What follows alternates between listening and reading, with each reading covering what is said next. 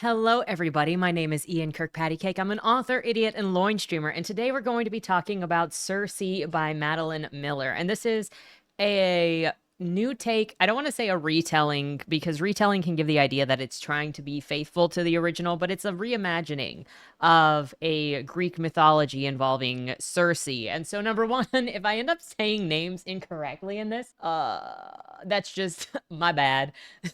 But otherwise, let's go through this. This was also picked by the Blue Sky Book Club, which last month I read a different book for the Blue Sky Book Club.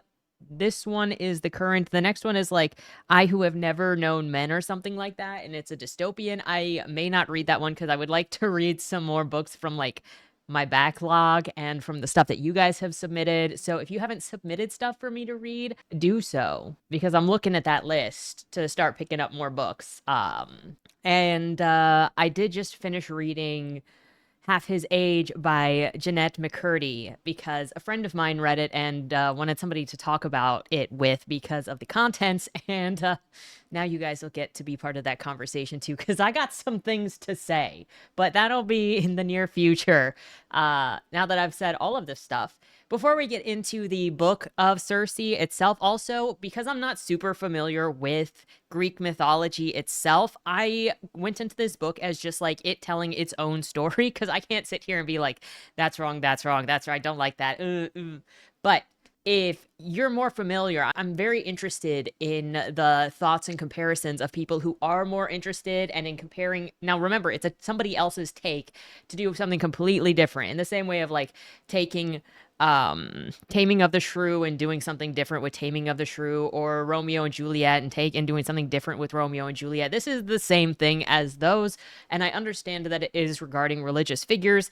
I've also seen people doing stuff with the Bible and biblical figures. I was actually a part of a play in college where they took some of the women of the Bible and they had rewritten some of the stories to do more of a feminist bend on some of those stories, but also introduced parts that were aerial acrobatics like aerial silks and lyra because it was more of a circus show that mixed the storyline of having different vignettes about different women of the Bible. And there was like even a medley of different songs that was part of one, but they were just doing lines. It was like slam poetry, but different different lyrics put together.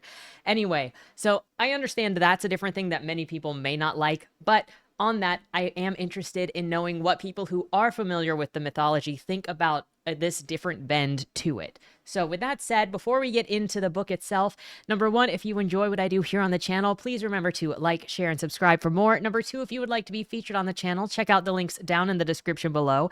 The number one way to be featured is through Lamoy, the monthly prompt writing contest, where I give you a prompt, you write a short story using that prompt, and on the first video of the month, we go over some of what you've made. And that is coming up next week, and then you can expect the Jeanette McCurdy book after that. The second way to be featured is if you are an indie author and your book out or a book that is coming out.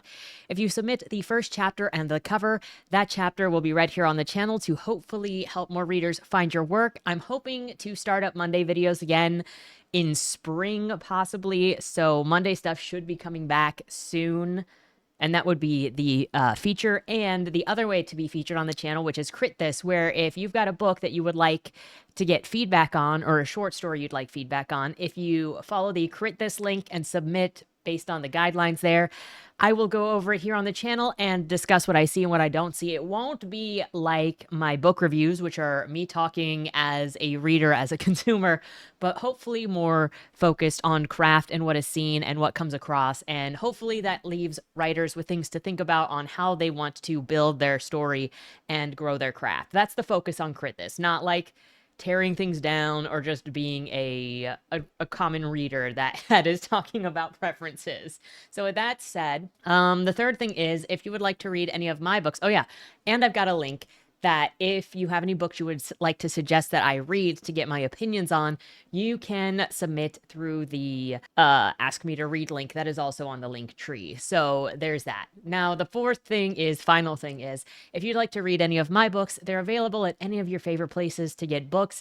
And my newest novel, The Legend of Bill Cassidy, Book 1, American Princess, should come out in the summer. That's the goal. And it features these these fine people here, the people in the background that you can't quite see, they are the legend of Bill Cassidy themselves, his children, and it's just I really love this story. I'm about to do another read through edit of it, and I fall in love with it more and more every time I read it. But that's a me problem.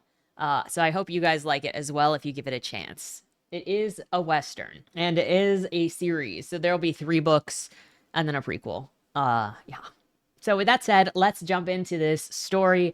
Reading the first page for the vibes. Quote, when I was born, the name for what I was did not exist. They called me Nymph, assuming that I would be like my mother and aunts and thousands of cousins. Least of the lesser goddesses, our powers were so modest they could scarcely ensure our eternities.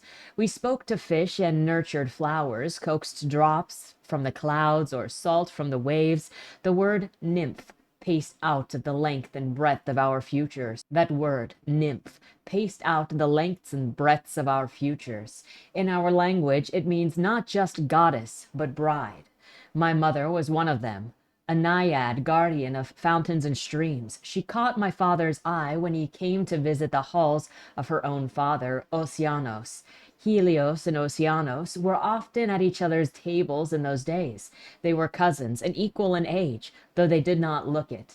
My father glowed bright as just forged bronze, while Oceanos had been born with rheumy eyes and a white beard to his lap. Yet they were both Titans and preferred each other's company to those new squeaking gods upon Olympus who had not seen the making of the world. Oceanos's palace was a great wonder. Set deep in the earth's rock, its high arched walls were gilded, the stone floors smoothed by centuries of divine feet. Through every room ran a faint sound of Oceanos's river, source of the world's fresh water, so dark that you could not tell where it ended and the rock bed began. On its banks grew grass and soft gray flowers, and also the unnumbered children of Oceanos, naiads and nymphs and river gods. Otter sleek, laughing, their faces bright against the dusky air, they passed golden goblets among themselves and wrestled playing games of love.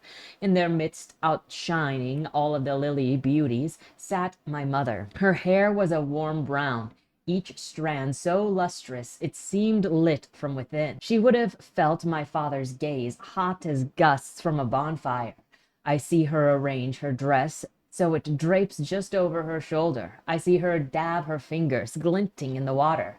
I have seen her do 1,000 such tricks, 1,000 times. My father always fell for them. He believed the world's natural order was to please him. Who is that? My father said to Oceanos. Oceanos had many golden-eyed grandchildren from my father already, and was glad to think of more. My daughter, Perth. She is yours if you want her. The next day my father found her by a fountain pool in the upper world. It was a beautiful place, crowded with fat-headed narcissus woven over the oak branches.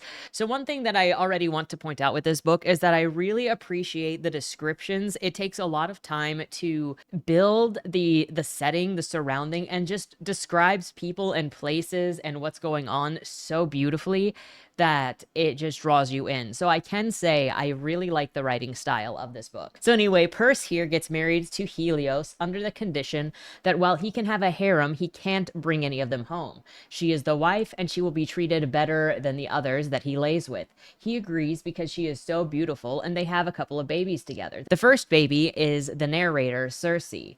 However, when she is born and Helios comes to see her for the first time, he claims her jaw and hair aren't fine or pleasant enough, and that she will marry a prince, a mortal probably, and this displeases Perse, who won't argue with Helios because he has a temper, but says, let's make another better baby, like right now. Still, as she is laying post, and she's saying this as she is laying post-birth.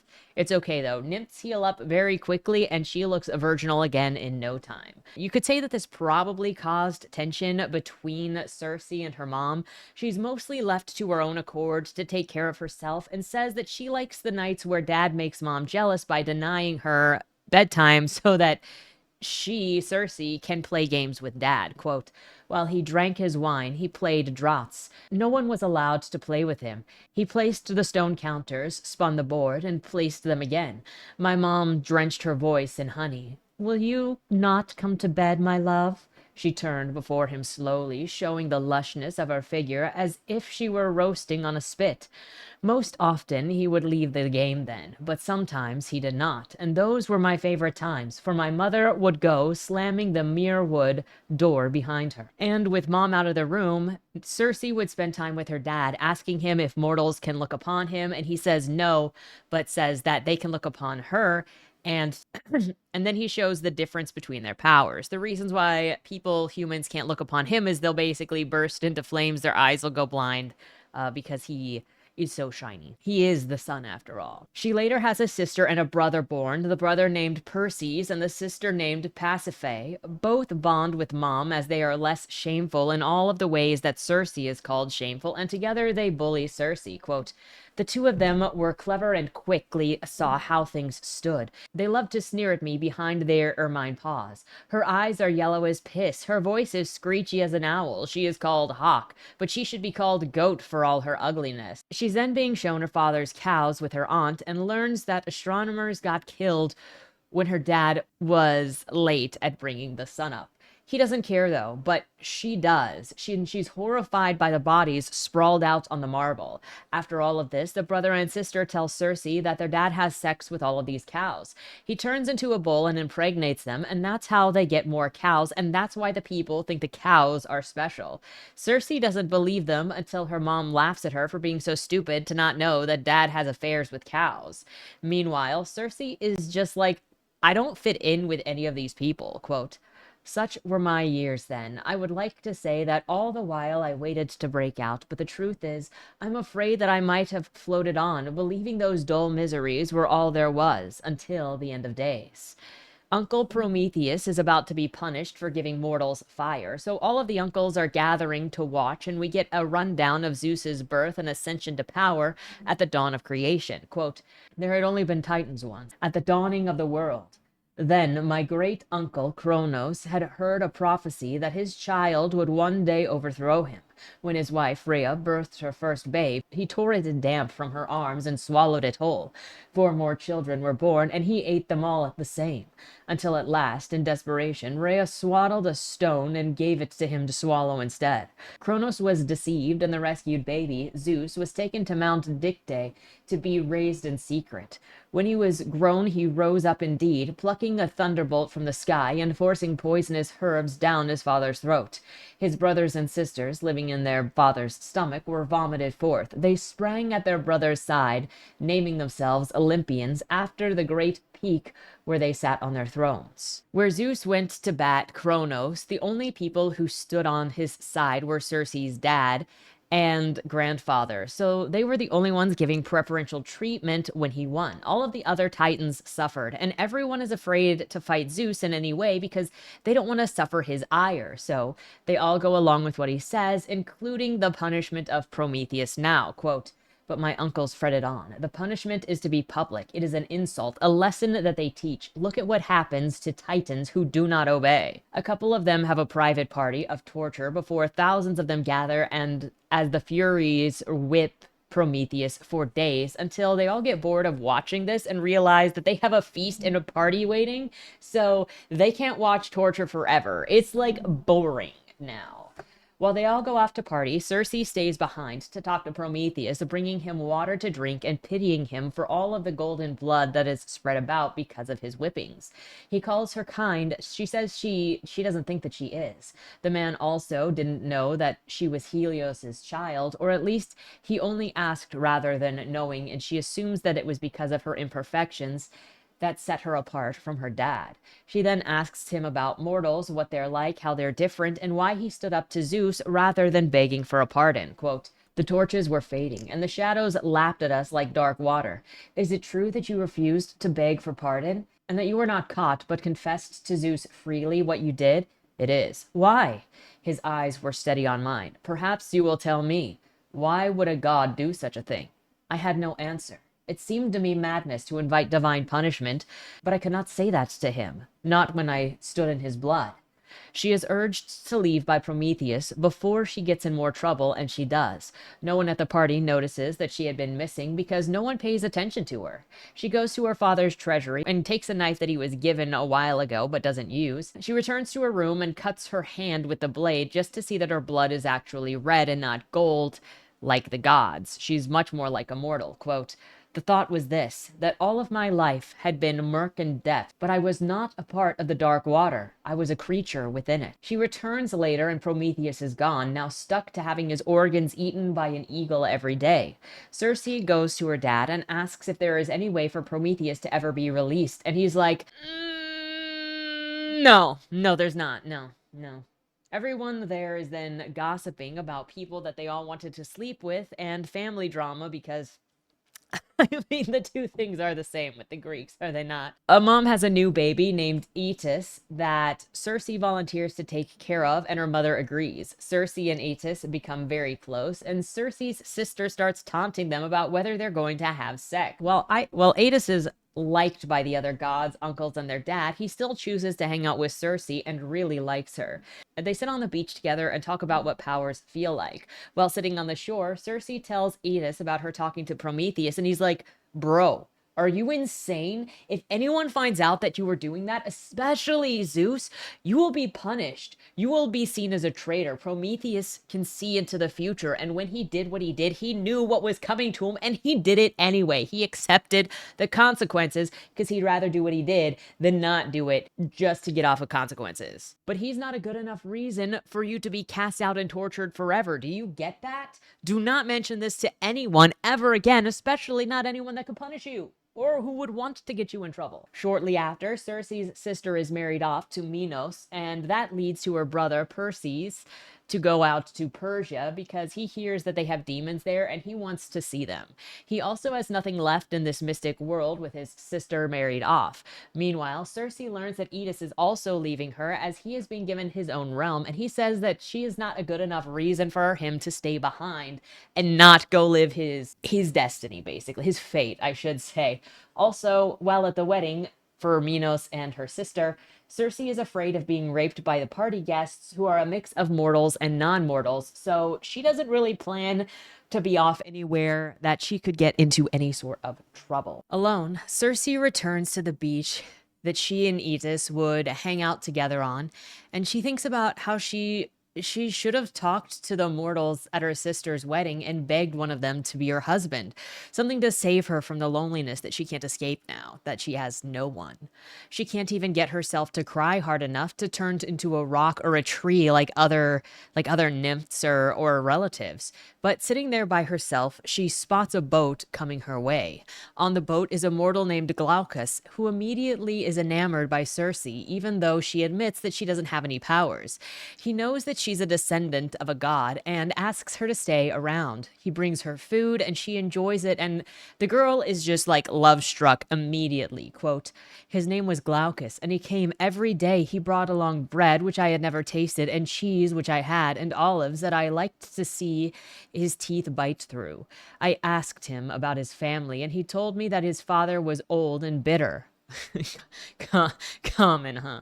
You think it's just the natural state of old? Does fruit get bitter when it gets old? She watches him work and admires him for it. He's a fisherman, and she listens to him talk about his hard life and is like wowed, even though she doesn't fully understand the complaints that he has about life, because mortal life is so very different from the life that she's had as a nymph among gods. They're bonded while he works, and Glaucus says, quote, "He saw me watching and rubbed self-consciously at his calloused hands. I know that I am ugly to you. No, I thought. My grandfather's halls are filled with shining nymphs and muscled river gods, but I would rather gaze on you than any of them." I shook my head. She mentions her brother, and he immediately picks up on that and asks about it, with Circe saying that her brother left her behind to become a king, and Glaucus responds, quote, "He sounds like a fool," Glaucus said. "What do you mean?" He lifted his eyes to mine.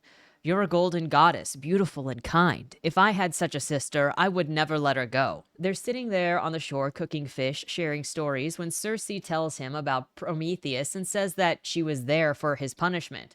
This actually freaks Glaucus out because he didn't think that she was so old, and he's like, we're the same age. You're not possibly at all that old, right? Right? What the frick?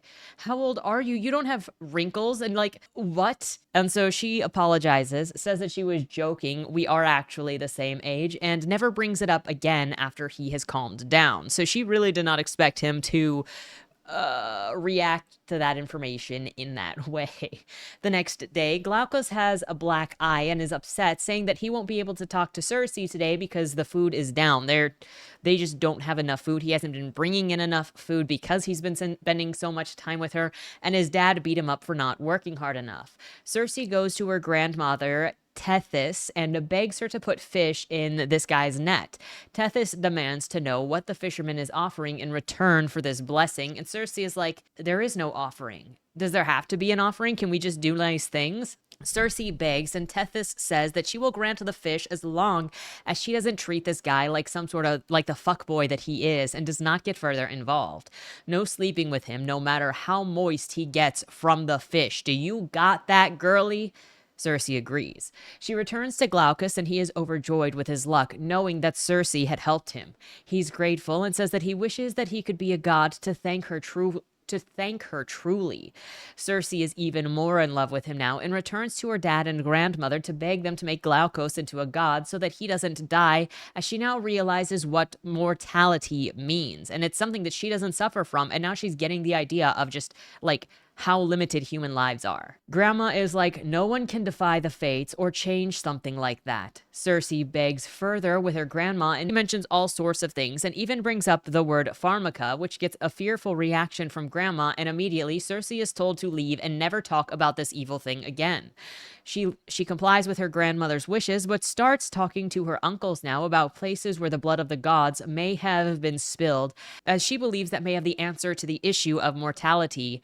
And she learns of a place not far from where Glaucus is that she could find some Olympian blood, some god blood. Circe takes Glaucus to a field that she found and uses the flowers there to bring out his true form, which turns him into a god of the sea. She brings him back home to her family and introduces him with the story that he fell asleep in the field, and when he woke up, he had transformed. Everyone believes that it is fate, and everyone loves him immediately. Poseidon even helps him form his own castle. Through all of the fawning, he gets attention of the most beautiful nymph, Scylla. This nymph used to bully Circe along with her siblings. Glaucus asks Circe for her name, and over time, Circe sees the girl around more and more until one day she now has a necklace made of pearls, bragging about how Glaucus would empty the sea for her if she wanted more of them. She says that she was asked to marry him, and she doesn't know if she wants to yet. Circe is heartbroken. She begs Glaucus to be with her, saying that she'd be more loyal than Scylla ever was. He says that she's been like a sister to him, and when she kisses him, he shoves her off and sends her back to her room. Even Circe's father is like, why would he pick you when he has the pick of literally everybody that he could possibly want? There are clearly better options than you. Circe then goes to collect more of the flowers that transform Glaucus and puts them in the bathing water Scylla uses to transform her into an ugly spirit based on what's on her insides. Her plan worked. Scylla became a monster with a bunch of heads and random limbs and just swam away, because when you go from the most beautiful to like eldritch beast, what are you gonna do? Glaucus was devastated and wanted her back, but she would not be back. Circe's father gave the advice to move on and to sleep with a bunch of people, and so that is what Glaucus did. And he sired a bunch of children with a bunch of other women and was a well-known and well-loved god. Circe tried to get with him before all of this and fill in Scylla's position of like the loved one, but it didn't work.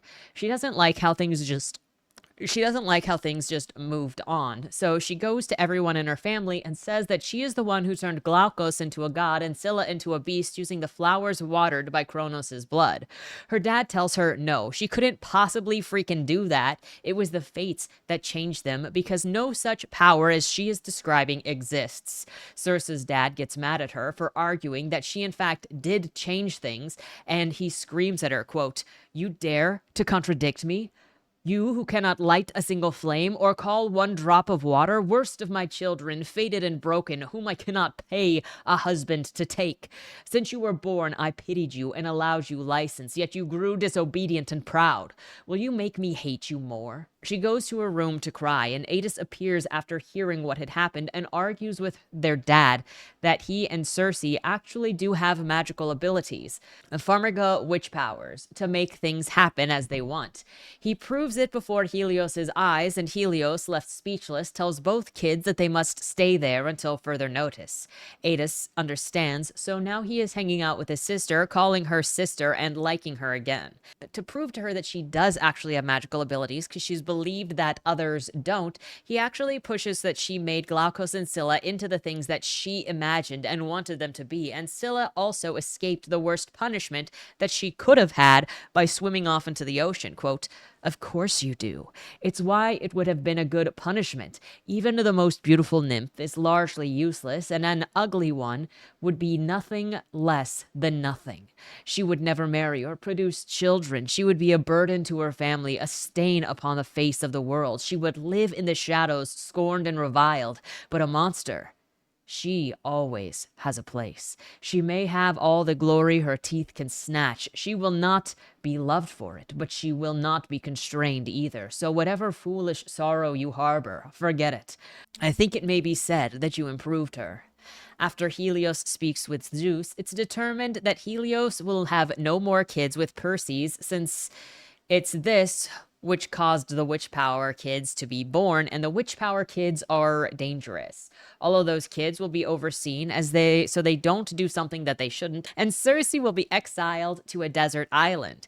Adis tells Circe that this is because she was foolish enough to admit what she was, rather than just lying, because there is this whole argument among them that you just never admit to anything wrong. Like, even if everybody already knows, as long as you don't say it out loud, as long as you don't admit it, then it doesn't count, and everyone can just play dumb. But she was dumb enough to say it out loud and admit it, and now she's being punished for it. He also says that Glaukos is a giant buffoon. Pick a better lover next time. Circe is then taken to a deserted island that has an enchanted house that will always be full of food. It can't get dirty, and all of the resources are replenished themselves.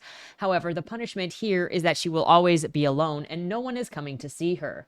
The punishment is having the companionship of her family taken away forever. She's freaked out at the sounds of the night the first time she spends there, because there are animals and all sorts of things that are just scary on the island, but over time, she digs into her magical powers, betters them, and gets an idea of how to use them. She learns how to summon a lion that is now her pet, her familiar, and she is strong and actualized and is ready to take on anything after some time.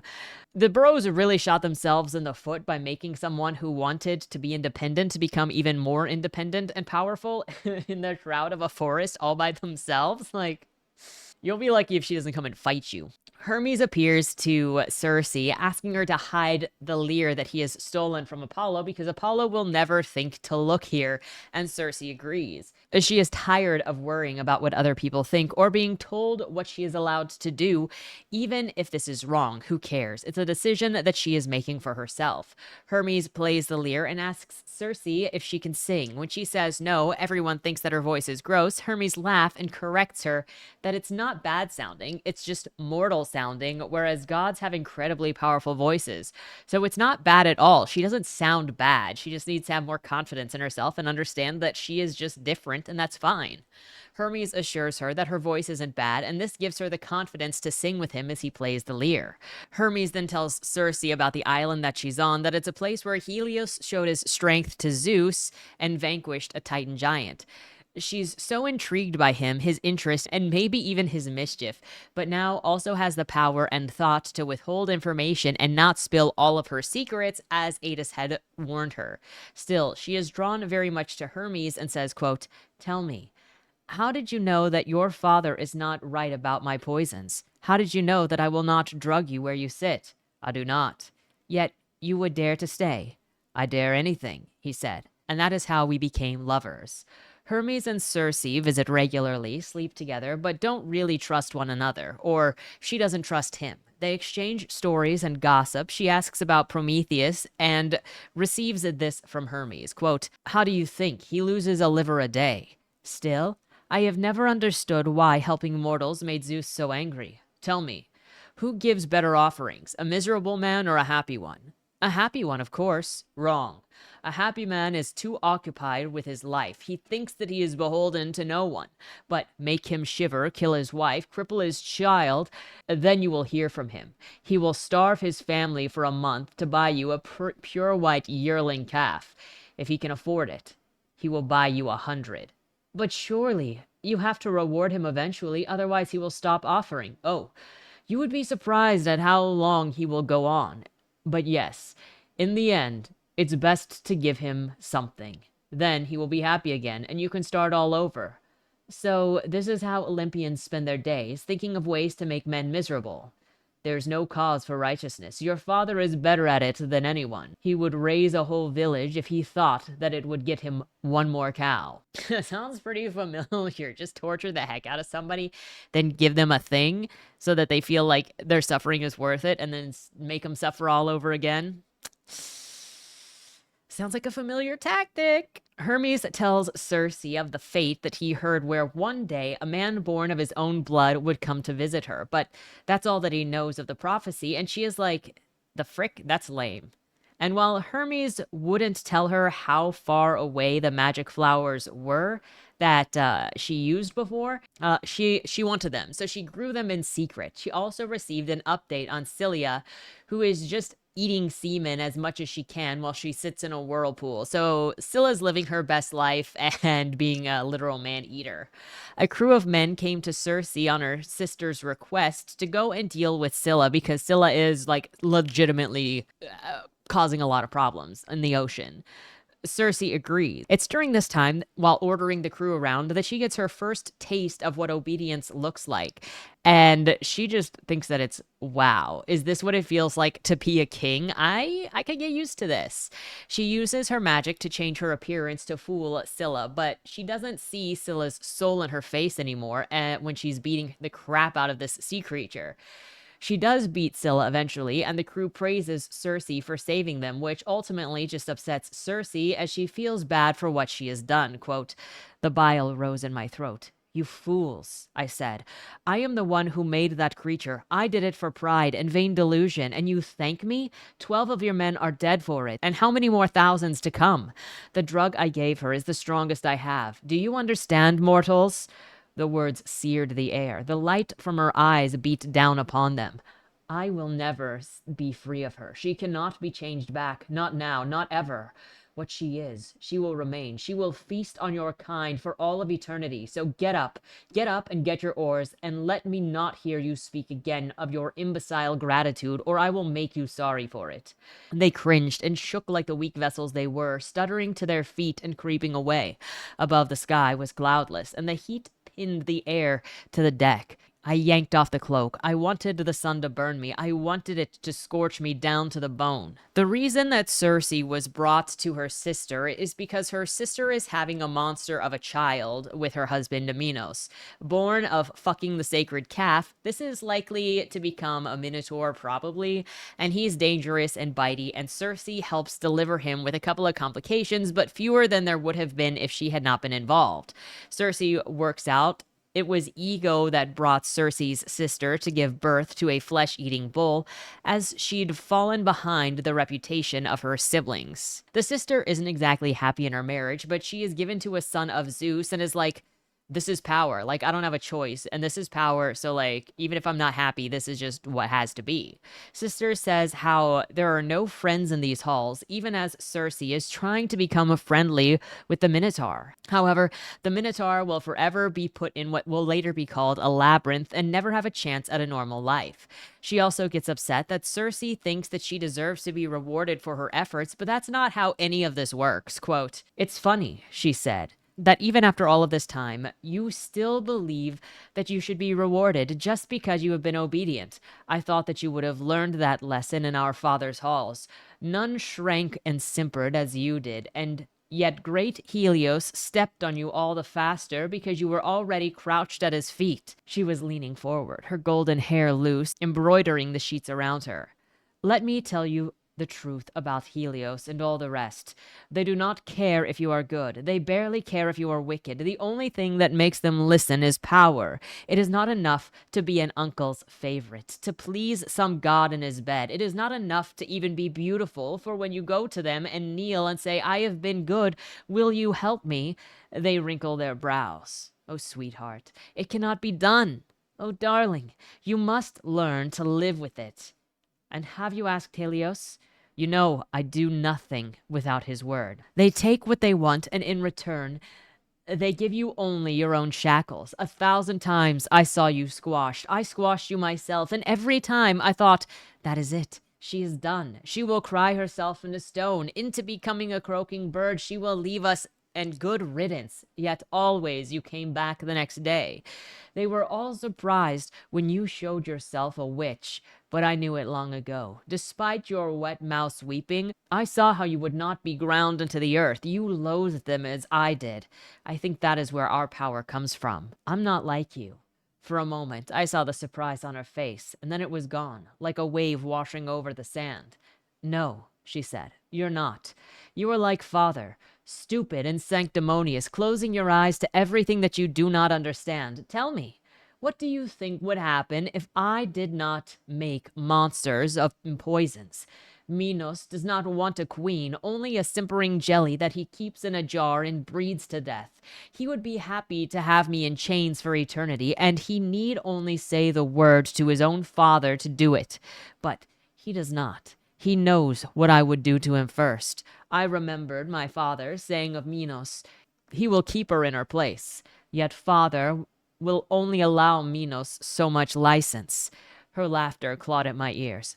Father would put me in chains himself if it would keep his precious alliance. You are proof of that. Zeus is terrified of witchcraft and wanted a sacrifice. Father picked you because you are worth the least. And now you are shut on that island and will never leave it. I should have known that you would be good for nothing to me. Get out, and let me not see you again. The Minotaur gets its reputation as he consumes nonstop from the lair that he is given, and Daedalus, in his attempt to help his son Icarus fly, ultimately plunges him to his death when he gets too close to the sun. Circe returns to her island where Hermes gives her a visit, and the two exchange family gossip while she tends to her island. Quote, I remember the fight that I heard between them, 100 girls, Pasiphae had said. They would have been serving maidens, slaves, merchants, daughters, anyone whose father would not dare raise a fuss against a king, all extinguished for nothing but petty pleasure and revenge. Her niece Medea comes for a visit, counsel, and cover because she is in love with Jason and killed her brother and her dad, and Adis is mad. This is the first time Circe has met her niece. She will eventually tell Medea that she's made a mistake and she'll regret it, and Jason is not good enough for her. Medea gets angry and flees. Shortly after, Adis shows up and gets mad that Circe didn't hold on to Medea for him because he was trying to catch up to her. I guess the big thing here is that even if you're exiled, don't worry, your family will find use for you, and they'll still come and see you as long as they've found a use for you. So other gods and whatnot have taken to sending their troublesome daughters to stay on the island with Circe as punishment for them, but also status because Circe is a low-hanging fruit to the higher level gods. However, all of these nymphs are really pissing her off because they're disturbing her silence, and everyone thinks that it's funny. Then one day, a boat of sailors lands on her island, and she shoos off the nymphs to take care of the sailors since she likes mortals. But once the mortal guys know that there is no man in the house, they take turns raping her. When she gets the ability to use her mouth again, she speaks a curse that rips all of these men apart. Another crew of men comes, and Circe is now on a revenge arc against humans. She thought that her dad would, because she knows dad's watching, and she's like, well, these mortals abused me, are you going to do anything? And he does not. So she realizes that she is on her own, and she takes to transforming these people into pigs and then killing them. Then this one guy shows up, and she discovers he is Odysseus, and he's not as vile as the others, and talks highly of his wife, but Circe doesn't trust him nonetheless. Still, they make a pact to work with each other while thinking that the other is dangerous. So even though there's a lack of trust, there's also a bit of trust there. Quote, later, years later, I would hear a song made of our meeting. The boy who sang it was unskilled, missing notes more often than hit. Yet the sweet music of the verses shone through his mangling. I was not surprised by the portrait myself. The proud witch undone before the hero's sword, kneeling and begging for mercy, humbling women, seems to be a chief pastime of poets, as if there can be no story unless we crawl and weep. This is ultimately what had to come of Odysseus, and there is trust between them. Though a little bit of trust grows between Odysseus and Circe, there is not a lot, but there is enough, and they travel together. Quote, exhaustion stained his face. His voice was hoarse. A knife that I had named him, but I saw that he was sliced down to the bone. I felt an answering ache in my chest. When I had taken him to my bed, it had been a kind of dare, but the feeling that flickered in me now was much older. There he was, his flesh open before me. This is something torn that I can mend. I held the thought in my hand. When the first crew had come, I had been a desperate thing, all ready to fawn on anyone who smiled at me. Now I was a fell witch, providing my power with a sty after sty. It reminded me suddenly of those old tests Hermes used to set me. Would I be skimmed milk or a harpy, a foolish gull or a villainous monster? She meets Odysseus's child and is delighted by him and thinks of Odysseus's wife and asks what she is like. Circe wants to leave an impact on this baby. Apollo appears to give a prophecy to Odysseus. This leads Odysseus to say that he is going home to his wife. He has stayed here for too long. He's told before he might leave that he must go talk to the Tiresias in the underworld. Eventually, Circe helps Odysseus plan his travel back, including how to hopefully get around Scylla, and then he is gone. Because, she helped those sailors fight Scylla, but there's no killing her because she's immortal. She is not able to be killed by any normal means. Circe is now pregnant, seemingly with Odysseus's child, and she is so giddy about it because it means that she'll never have to be alone again, and she is imagining their future together already. Quote, I touched my hand to my belly. Your father said once that he wanted more children, but that is not why you live. You are here for me. There is immense pain with this pregnancy, and Circe delivers her own baby. She then complains about having difficulty keeping up with the baby's needs, despite being a god and the baby being immortal. He needs so much attention, and all of the time that she had spent with Odysseus did not actually prepare her for motherhood. Also, where did all of the nymphs on the island disappear to? Wasn't she being punished with other people's failed kids, and then they're just nowhere now, and no one has been coming to check on her, even just to see what the frick she is doing with keeping guests? Meanwhile, Circe could not appease her infant child. Quote, he was not happy. A moment, I thought. I only need a moment without his damp rage in my arms. But there was none. He hated sun. He hated wind. He hated bats. He hated to be clothed, to be naked, to lie on his belly, on his back. He hated his great world and everything in it, and me, so it seemed, most of all. Athena eventually shows up later to hurt and or kill the baby because of his connection to Odysseus, to which Circe responds that Odysseus doesn't even know that the baby exists, so killing him will do nothing to harm Odysseus. Athena explains, quote, that knowledge is not for you. I have seen what will come, and I tell you that this infant cannot live. If he does, you will be sorry for it all the rest of your life. You are tender to the child, and I do not blame you for it, but do not let a mother's doting cloud your sense. Think, daughter of Helios, is it not wiser to give him to me now? When he is barely set into the world, when his flesh and your affections are still half formed. Her voice softened. Imagine how much worse it will be for you in a year, or 2, or 10, when your love is full grown. Better to send him easy to a house of souls now.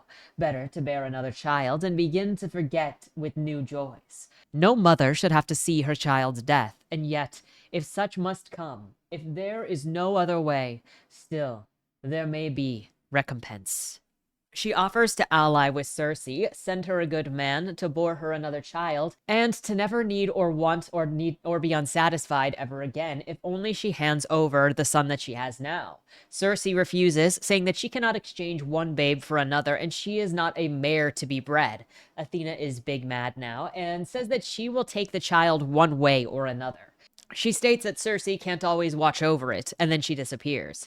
Circe's resolve to protect this child increases. As Telegonus grows, which is her child, with Odysseus, Circe keeps him safe from everything, using spells to bound around the island so that Athena cannot come any closer and no other danger can near. As a teenager, a boat appears with sailors knocked about by the wind and are surely drowning. Telegonus has grown up to be a curious, thoughtful, and empathetic young man, and as he sees the struggling sailors, he begs for his mother to go and help them, so she does. He befriends all of those sailors, energetic and outgoing, with an air about him that just makes men want to listen to him and find brotherhood with him. It is the connection with these sailors that causes Telegonus to have more of a desire to go out into the world and explore, because all he's known for all of his teen years, all of his growing years into teenagehood, is this island. He asks Circe about who his dad is and starts getting answers. He also finds himself a hobble on the island to have his own little private space that his mother agrees to give him as like his own bedroom, basically his own clubhouse. While there, Hermes visits and gives Telegonus all of these ideas about visiting his dad, who is likely in his 60s now, and he demands that Circe let him go to see Odysseus. Circe panics because of all of the dangers she knows are out there, and she swears that she has been doing all of this for his safety, has been keeping him here for his safety against Athena, against death, and if he leaves the island, he will surely die. Telegonus doesn't understand and argues that he'll do whatever he wants, so Circe threatens him, quote, "I do not care what you would rather. If you are too stupid to save your own life, then I will do it for you. My spells will do it." For the first time, he faltered. "What do you mean?" "I mean, you would not even know what you missed. You would never think of leaving again." He took a step backwards. "No, I will not drink your wine. I will not touch anything that you give me." I could taste the venom in my mouth. It was a pleasure to see him frightened at last. "You think that will stop me? You have never understood how strong I am." His look I will remember for all of my life. A man who has seen the veil lifted and beholds the true face of the world. He wrenched open the door and fled into the dark.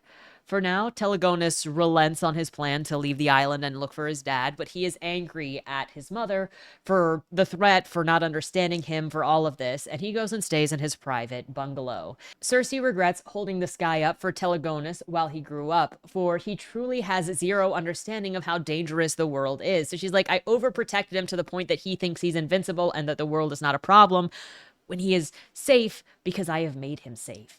Even those sailors who came here, Circe had worried that she'd have to use her magic on them to fight them off like she had done with so many sailors before, but they became so entranced by Telegonus that she actually didn't have to fight them off, and they left without any violence. Circe then finds Telegonus and announces that he is allowed to go. She will let him go, and then gives her blessing, all while thinking that he doesn't know how hard these words are for her to say. She doesn't resent him for it or anything, but she does say this, quote, "Did he know how much those words cost me? I do not think that he could. It is youth's gifts not to feel its debts." The joy was already washing over him, which I think that this is a very thoughtful thing to say. To get Telegonus off with his best chance, Circe visits unbeaten Leviathan, Trigon, whom even her own brother couldn't beat, to ask if she could have his help in keeping her son safe. That would be by getting his tail and then making a weapon out of it, for his tail can actually kill gods, and so if he is attacked by Scylla or Athena, then the blade of Trigon could be used against them. She accepts being in eternal pain by touching the poison, only for her son to have a few more mortal years and not perish if something should happen.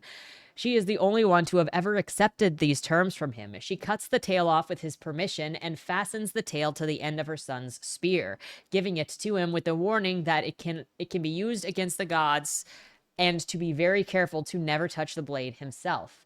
Telegonus thanks his mother, ready to bow at her feet, but then she says that doesn't suit either of them, so just don't worry about it.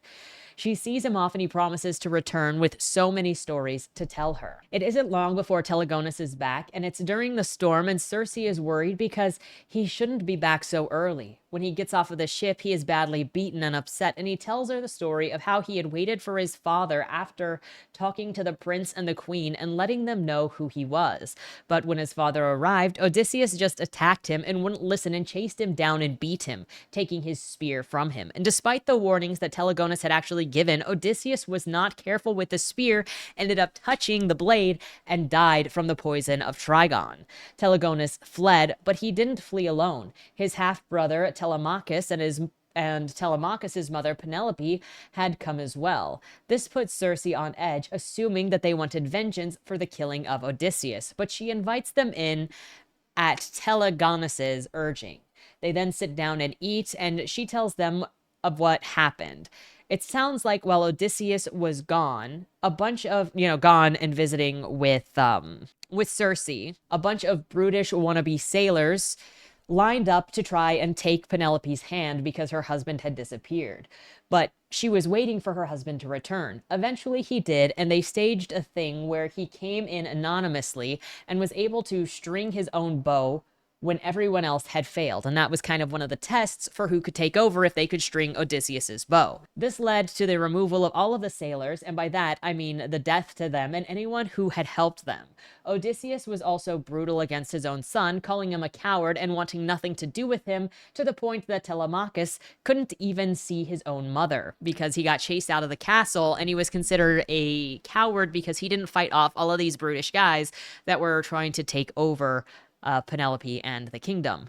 He was also forced to help kill others in order to keep the heat off of himself. While his father had been away, he'd become somewhat of a loon, if you can't tell, but exceptionally bloodthirsty, and had honestly always been fairly bloodthirsty as far as Circe could recall. Quote, "I had been warmed that night by the wine and fire, lured by the flush of his regard. Let us consider," I said, "a boatload of sailors. Among them, some are undoubtedly worse than others. Some exult in rape and piracy, but others are newly come to it and scarcely have their beards. Some would never imagine robbery, except that their families are starving. Some feel shame after, some do it only because their captain commands it, and because they have a crowd of other men to hide among. And so," he said, "which do you change and which do you let go?" "I change them all," I said. "They have come to my house. Why should I care what is in their hearts?" He had smiled and lifted his cup to me. "Lady, you and I are in accord." An owl passed its wings over my head. I heard the sound of scuffling brush, the beak snap. A mouse had died for its carelessness. I was glad Telemachus would not know of those words between me and his father. At the time I had been boasting, showing off my ruthlessness. I had felt untouchable, filled with teeth and power, scarcely remembering what that was like. Odysseus's favorite pose had been to pretend that he was a man like other men, but there were none like him, and now that he was dead, there were none at all. All heroes are fools, he liked to say. What he meant was, all heroes but me. So who could correct him when he erred? He had stood on the beach looking at Telegonus and believing him a pirate. He had stood in the hall and accused Telemachus of conspiracy, 2 children that he had had, and he had not seen either clearly. But perhaps no parent can truly see their child. When we look, we see only the mirror of our own faults. Circe had somewhat forgotten just how terrible Odysseus actually was, in part because we didn't really see the full of his worst while he was with Circe, because he didn't exert it. But also because she had only told good stories to Telegonus. Because she didn't want to, ruin his picture of his dad by telling bad stories about his dad. And that, in turn, created him to be unprepared, create a situation where he was unprepared for who his dad truly was. Anyway, learning all of this puts Circe at ease about why they didn't mourn the death of Odysseus and why they were there. Not for violence, not for revenge, though she is still suspicious of what Penelope might be up to. Telemachus is also traumatized from the murders that he had to do under his father's command.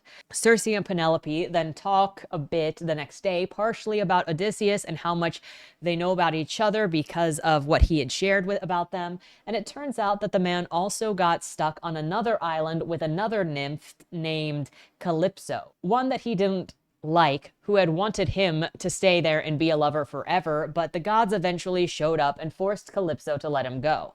Anyway, there is still no trust here, and Circe believes that Penelope is dangerous and up to something, so she can't let her guard down. Circe talks to Penelope, who is upset that her husband is gone, but also is hiding her son from Athena as well, and begs to stay on the island to protect her son against Athena, even if it's just for a short while. Because Circe understands this, she agrees. The four of them are then living together, and there is some tension there, but more or less they all get along. A month and a half later, Hermes appears at the door to tell Circe that Athena is calling for Penelope's son, Telemachus, to go to his rightful place at the throne. Please let her come to the island to collect Telemachus. He says that Athena is not trying to get to Telemachus, she just wants to talk to Telemachus. So Circe eventually agrees that she will lower the spell so Athena can come to collect Telemachus. But it'll take 3 days to do so. Penelope is grateful for Circe's help in protecting her son and also in taking time to remove the spell. And she says that she has been keeping it a secret from Telemachus that he will be called upon by Athena, probably because Odysseus was a servant to Athena. But she appreciates holding off on all of this. Athena wants to make Telemachus her personal warrior for glory and fame and conquering. However, he declines because he doesn't want to be bloodthirsty in the same way that his father was.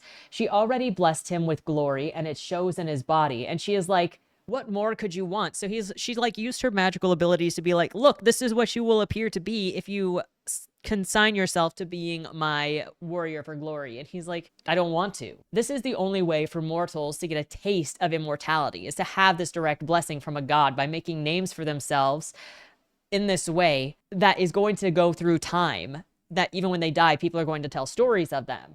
And she is like, why would you choose obscurity over immortality of people knowing your name? But he doesn't need to say more. He doesn't feel like he needs to say more. And so she takes that glory from him because he's not consigning himself. Then she offers the same position to his half-brother Telemachus, telling Circe that this was the pain that she warned about, that now Telemachus would hurt her incredibly. And he goes by choosing to go out and explore the world in the name of Athena, but this is more to do with his desire to leave than anything else. As she says that she loves him, and the years that with him are so limited. She knows that he's an adventurous boy, that this is always what he's wanted, and it's not surprising that he should choose to leave when given this opportunity. She's not happy about losing him, but she gives him the blessing because she loves him and wants him to live happily. After Telemachus leaves, Penelope and Telemachus stay, and they are careful as Circe has fallen into a deep depression and is thinking about all of them as mortals, and how she will lose the friendships that she has now at some point and have to bury them because she is immortal and she's so fond of them, and she really can't cope with this idea of losing like her son and Penelope now and Telemachus. So she thinks if she doesn't want to be alone, why not have another child? She wasn't sure if she wanted to. In the end, she calls upon her father. Circe demands that her father end her exile. He laughs in her face, basically going on about how big are your britches that you think you can come to me and demand I do anything for you? You're lucky that I didn't do worse for you than maroon you on an island. She tells him about staying behind to talk to Prometheus and then says, if you don't end my exile, then I'm going to tell Zeus all that you know about me, how strong I am, and how much you have hidden, because what you know is enough to cause an uprising. And he's like, oh my gosh, okay, fine, whatever. You can leave. I don't want to get in trouble. You can leave, but I don't ever want to see you again. And she's like, that's fine with me. When you talk about who your children are, forget my name. And that's where they end. But then she returns to her island to tell Penelope that she is going to go on a voyage. And Penelope can either return to her home kingdom, Odysseus's kingdom, or she can stay here. Penelope chooses to stay on the island and has no desire to return to Odysseus's land. Then Circe goes to Telemachus to give him the same option, but he insists on going adventuring with her. Eventually, she relents and lets him. The voyage she's setting off to is to end Scylla once and for all, since she has Trigon's tail and can actually do it. A battle ensues, and it looks pretty dicey, but they win, albeit are shipwrecked in the end. They gather supplies and settle in for a night, and Circe decides to come clean to Telemachus about who and what Scylla was and how she was the reason for all of those deaths that happened at Scylla's hands. She decides that if he hates her, that's fine, but she is going to be honest and let this man know who she really is and then just be done with it regardless. Quote, I said, Scylla was not born a monster. I made her. His face was in the fire's shadows. How did it happen? There was a piece of me that shouted its alarm. If you speak, he will turn gray and hate you. But I pushed past it. If he turns gray, then he did. I would not go on anymore, weaving my cloths by day and unraveling them again at night, making nothing. I told the whole tale of it, each jealousy and folly and all of the lives that had been lost because of me. Her name, he said, Scylla. It means the render.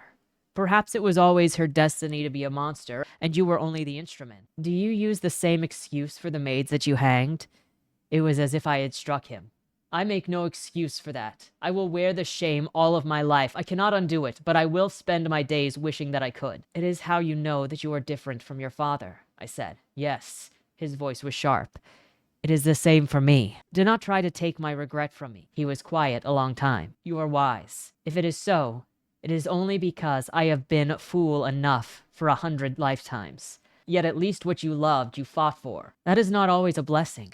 I must tell you, all my past is like today. Monsters and horrors no one wants to hear. He held my gaze.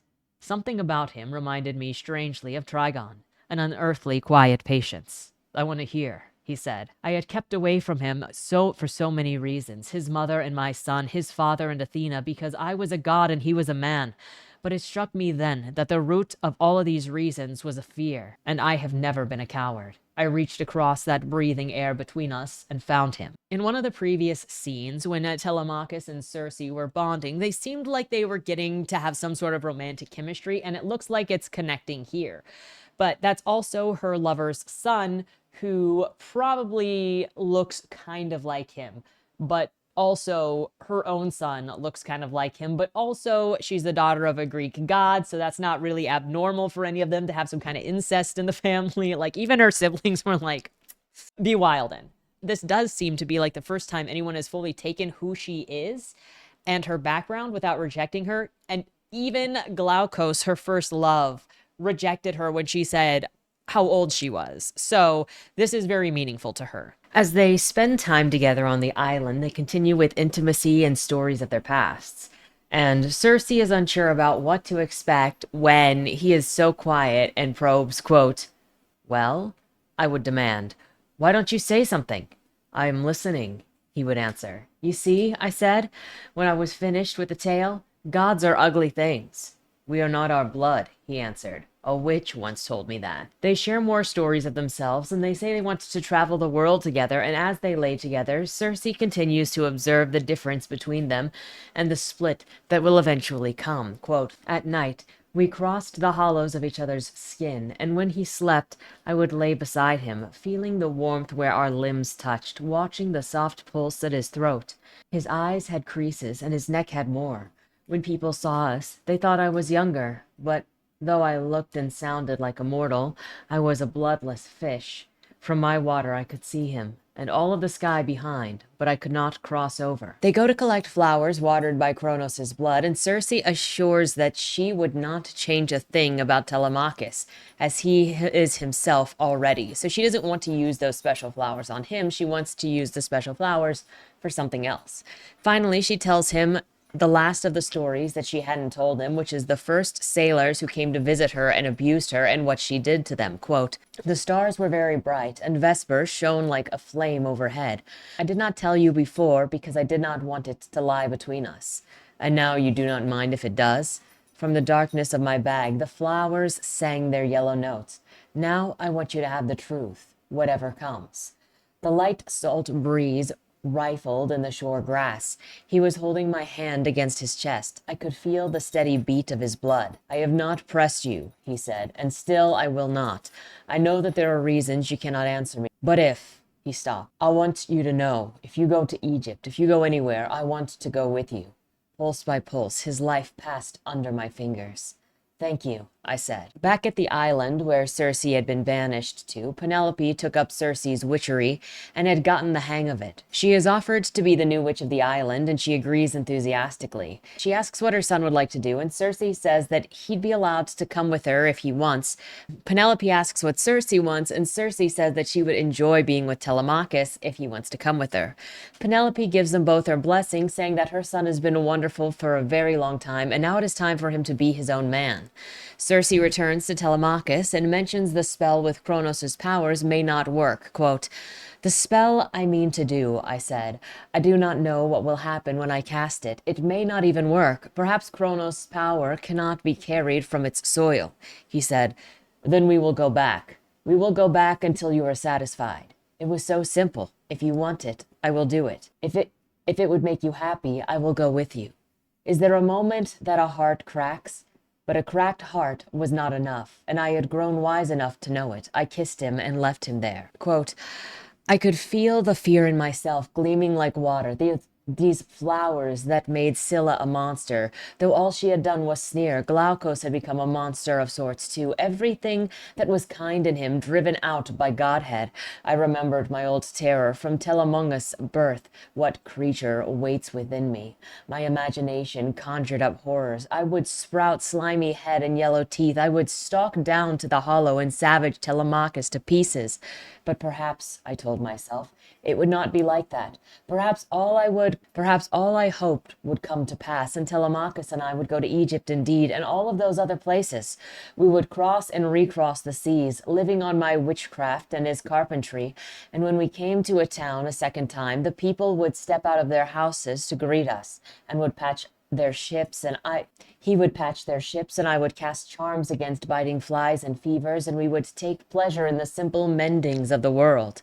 The vision blossomed, vivid as the cool grass beneath me, as the black sky overhead.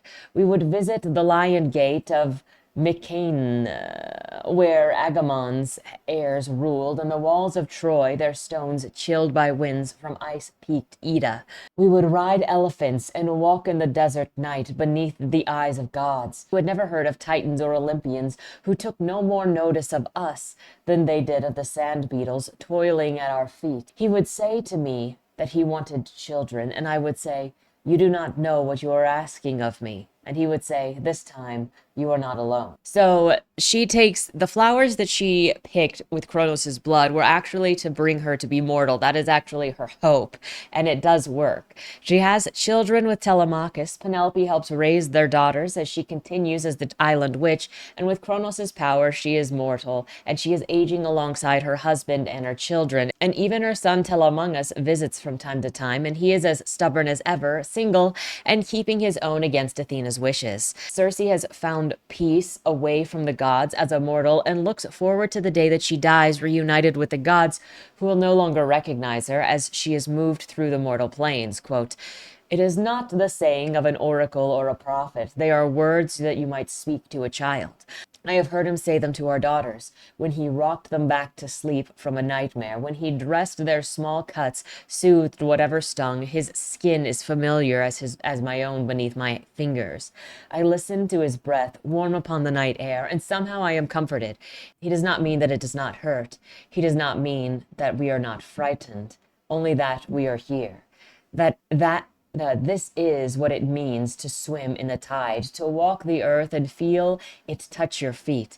This is what it means to be alive." And that is the end, where she never felt like she belonged with the gods, where she was constantly rejected to the point like her siblings were always mocking her. Her dad was like, "You're a shame."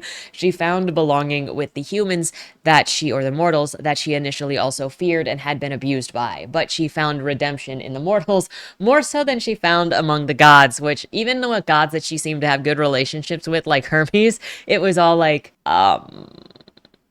it was all transactionary. So the genre slash audience for this, and a mythology retelling, it is adult oriented, though, there's not like anything graphic in this. I don't know what else there is to say. Just expect it to have its own take on mythology. I'm not super familiar, like I said, with the original mythology here, so where it changed stuff from the original, I am relying on you guys to give your thoughts on the changes that you are aware of, because this I just read as its own story. Hook.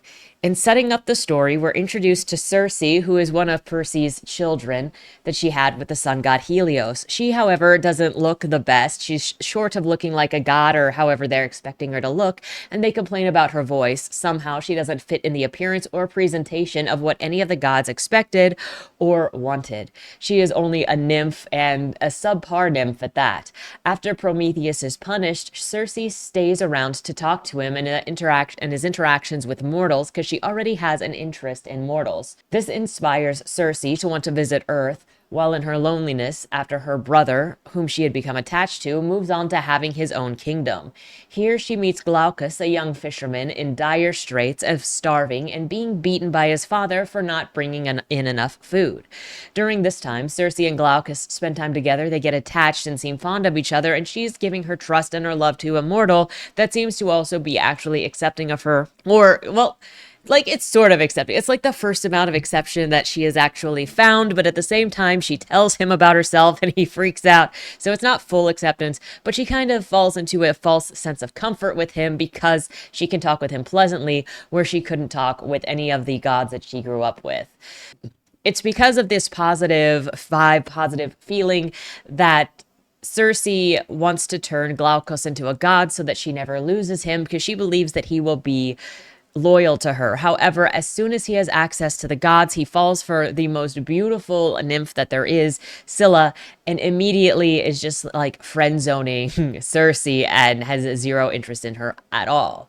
Heartbroken, Circe then turns Scylla into a monster, which the second time that she uses these Chronos powers reveals her ability to be a witch, that is not seen as common, that is seen as scary because it could be used to overthrow Zeus, but that is brought to the attention. It's big trouble, and Dad knows it's big trouble. Circe doesn't really know it's big trouble until Dad is like, what the frick? And her brother Adis is like, what the frick? What looks to be set up here is a girl struggling to find where she fits in, struggling to find her own identity because she struggles with her family and where she fits in, and facing rejection from her family. She falls in love with a human who is outside of her norm. She lacks the awareness or desire to fit in with the others the way the others do, and in part, that may be because she wants to be seen more than neglected, as has happened in her past life. Based on the beginning of this story, it's a story of a girl wanting to be recognized or seen after a lifetime of being ignored, dismissed, and called lesser, and she is desperate for it to the point that she'll take punishment as long as it means that her family will see her for once. And so then that is eventually theoretically where it'll go. She'll, like, when you have a plot setup, stuff can usually go one of like 2 or 3 ways typically, where it's like, I like to assume 2 ways. It's going to be defeating the status quo or remaining in the status quo, and then both of those can take on multiple looks. So in this, it could either be her conforming for the more, tragic ending and just allowing herself to be muted by the circumstances, or she becomes her own person. And in this case, it sets up so that she can determine her own identity. She does, or take into her own identity and learn how to fight for herself, which ironically she does when she is banished. It starts with her standing up to her dad when he is like, don't ever do that, and then getting banished, and then finding strength on herself, and then even dealing with mortals and finding that she can deal with mortals on her own. And then still, despite having bad experiences with mortals, she has her own son whom she loves. She falls in love with another mortal, and so much so that she becomes a mortal. So that's what the hook suggests, and that is actually where it goes. Language/pacing. The language used is well chosen, both fitting of the culture it's portraying and giving it an air of other. The pacing is also well done without it going too fast or too slow. It moves along quickly. The transitions between scenes or moments are also very well done. I think that the writing in this is very nice. Description. The descriptions are overall fantastic. I really enjoyed the style of writing and how this author chooses to do descriptions, both lyrical and creative, and building further into the style of the world. Regardless of the feelings overall for the story, I think that this is an excellent source for studying prose. World building. I felt like the book did a great job of world building within the world that it created with the author's twist. In no way is it trying to replace the original mythology, and I also stand a dislike of the author's own twist on religious and significant figures, as this happens all across history and religion, and is going to be different from person to person based on convictions and attachment. But as a work of its own, I feel like the author did a great job with keeping true to the world that she was writing in, which wasn't the original Greek mythology, but a derivative of her own.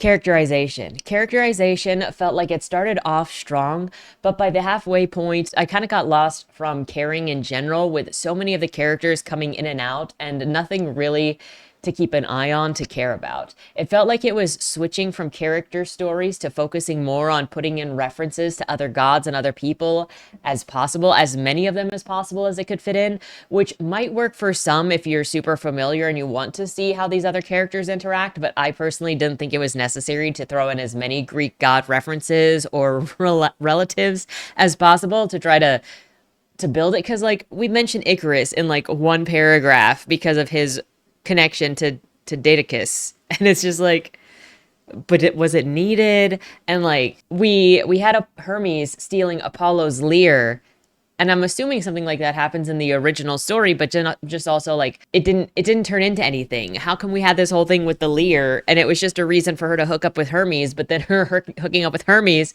also didn't result in anything? It was just like a random side thing.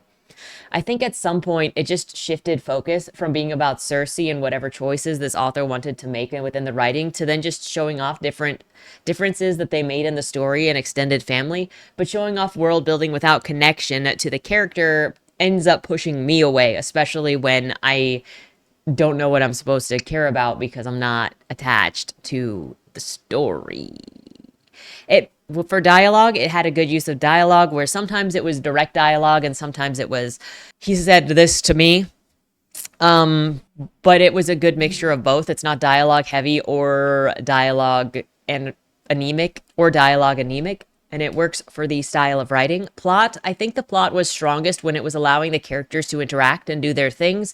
When it stopped the storytelling to talk about exposition dumps and backgrounds of the characters, like that falls more in line, I think, with the mythological styling, because that's when you're just gonna get telling of how these characters are related or what they did with one another. But I don't necessarily think that it aided the main point of the story, especially when the characters had nothing to do with with what was going on. Themes and other. There is an adoration for mortality for mortals in this. Maybe it's from the perspective of the limited time and finding beauty in it as opposed to against the immortality, and finding beauty in the limited time and the love that you can have with the mortals against the immortal of taking what you want at all times, and finding humanity to only be of use for what they can give you and enrich your immortality. So there's a thing here about just like having ultimate power and how ultimate power turns into abuses, and you find more meaning when you value people for the individuals that they are, as opposed to using them as transactions like Minos and the sister, or like Glaukos becoming a god of his own and just pretty much ditching everything, and that money turned him into, and money and power turned him into his true self, basically. And that's what I'd say on that. So overall, I think that the story was well written. It lost me at times, but it was fine. Like, I don't have any strong negative or positive feelings on it. It was fine. And like I said, I do think it is a good story for studying prose. If you're trying to find different ways to improve your prose, I would recommend this. And then, annotating this book. So with that said, let me know your thoughts down in the comments below. I wish I had more to say because I feel like I'm short on discussing it since I can't really get into comparisons, but standing on its own, it was a fine story about finding yourself and valuing mortality. And for me, I see the abuse of power. So I think those are the main themes that I take away from it. And let me know your thoughts. Looking forward to the conversation. And next time we do a book review, it will be Jeanette McCurdy's new book. I know you're excited for that, even if you didn't know it yet. With that said, have a great weekend and don't die. To my children, Tommy, Annabelle, and Ike, if you forget everything else I said in the lifetime I had with you, I need you to remember these 3 things. 1. I believe a woman's love is the most powerful thing on this earth. It can start wars, end them, and change the devil himself into someone God might see worthy of giving a second chance. She don't owe this love to anyone, but she do carry it around with her so long as she is living, and to give it away is something special. This is why evil will do anything it can to pervert women's nature and destroy their innocence. Of every crime you might commit during your lifetime, be it of daring or necessity, for every defiance you may act out against God, government, or man, avoid harming the innocent, for the day that we become bloodthirsty beasts where love don't exist anymore is the day hell on earth has come. And as bad as it may seem at times nowadays, we ain't there yet. For this reason, minimize violence done to and by women. As givers of life, it's against their nature to do harm. Every act of violence done to them is meant to break their souls, turning what should be a giver of hope into a bitter black widow, destroying lives in the mercy of her care for no reason but to quiet the corruption of her own self. It is only when you come across these sorts of women that you should put them down. 2. Everything you do in your life will create consequences, both seen and unseen, reaching far beyond what you can imagine. Nothing you do exists solely within your arm's reach, and you'll never be able to anticipate what all your decisions will do. Think hard of every action you take, because you won't know how long your choices will stalk you. Be firm in knowing who you are outside of the noise, and live beyond the expectations or news or rumors of the day. 3. There ain't anything stronger than the family you build for yourself. Protect the ones you love with your life, and they'll give you theirs in return. Family ain't defined by blood, understand that. And for as strong as the bonds of your family are, know that you'll find just as much passion in the people who hate you.